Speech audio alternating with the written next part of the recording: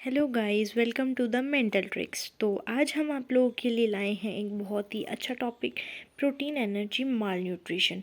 जैसे कि आपको पता होगा ये एक इतना इम्पॉर्टेंट टॉपिक है, तो आज हम इसे आपके लिए एकदम क्रिस्टल क्लियर कर देंगे कि इसमें क्या होता है, ये कहाँ होती है, कौन कौन सी बीमारियाँ हैं, इसमें सब कुछ एकदम क्लियर हो जाएगा इसमें। तो चलिए स्टार्ट करते हैं। प्रोटीन एनर्जी माल न्यूट्रिशन जो है, इसको हम प्रोटीन कैलोरी माल न्यूट्रिशन भी को कहते हैं, क्योंकि जो एनर्जी है उसको हम कैलोरी भी कहते हैं। ठीक है, तो प्रोटीन कैलोरी माल न्यूट्रिशन। अब ये जो प्रोटीन एनर्जी माल न्यूट्रिशन है, ये एक न्यूट्रिशनल डिसऑर्डर है डेवलपिंग कंट्रीज़ का।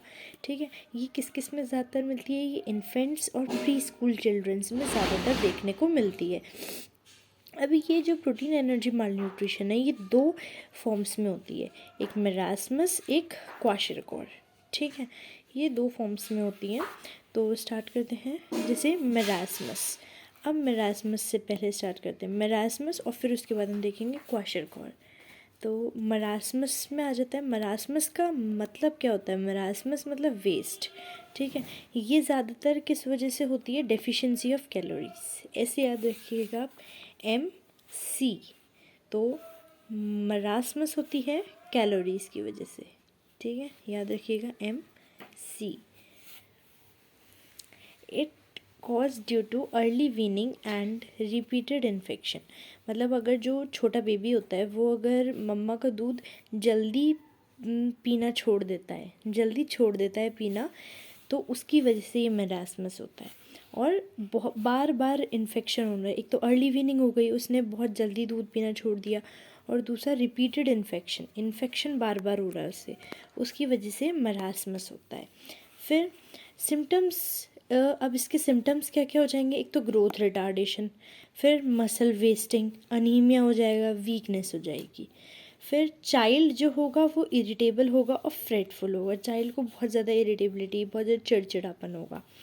अब ये दो इम्पॉर्टेंट पॉइंट्स होते हैं इसमें कि सीरम एल्ब्यूमिन क्या हो जाएगा चाइल्ड का? 2 से 3 ग्राम पर DL, और सीरम कॉर्टिसोल जो है वो बढ़ जाता है मरासमस में।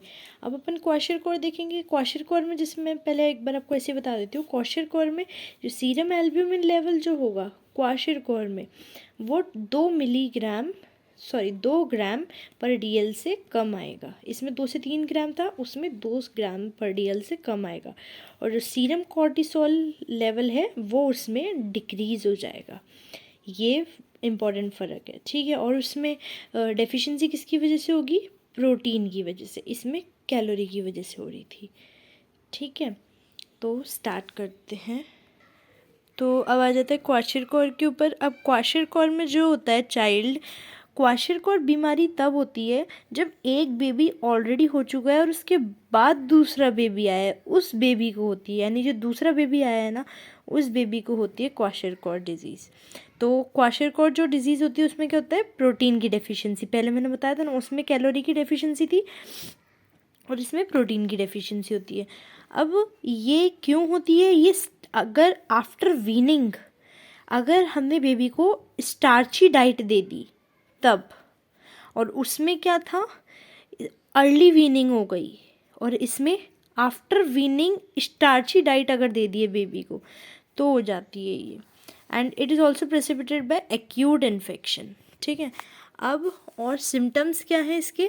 सिम्टम्स में आ जाते हैं इसकी स्टंटेड ग्रोथ हो जाती है, एडिमा हो जाता है, डायरिया हो जाता है, और डिसकलरेशन ऑफ स्किन या फिर हेयर, एनीमिया हो गया, मून फेस एंड एपैथी।